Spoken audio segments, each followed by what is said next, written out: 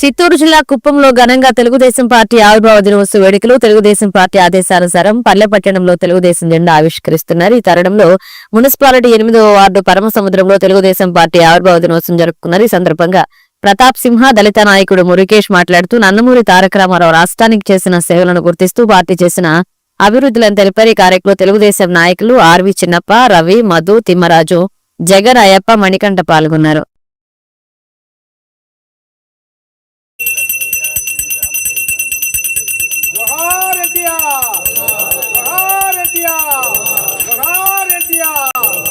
జై తెలుగుదేశం, జై తెలుగుదేశం, జై తెలుగుదేశం. నారా చంద్రబాబు గారి నాయకత్వం. తెలుగువాడి ఆత్మగౌరవాన్ని ఢిల్లీ వీధుల్లో కించపరుస్తూ ఉన్నారని అప్పుడు తనకు ఆలోచన వచ్చి తెలుగుదేశం పార్టీ అనే రాజకీయాల్లో ప్రవేశం కావాలన్నారు. అప్పట్లో తెలుగుదేశం పార్టీని స్థాపన చేశారు. ఇప్పటికీ 44వ సంవత్సరము జరుగుతూ ఉంది.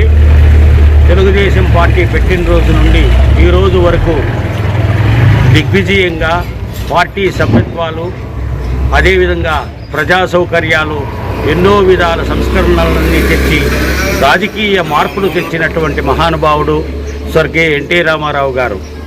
అదే బాటలోనే ఇప్పటి మాన్యశ్రీ నారా చంద్రబాబు నాయుడు గారు కూడా ఆ తెలుగుదేశం పార్టీని దినదినాభివృద్ధిగా చేసి సభ్యత్వము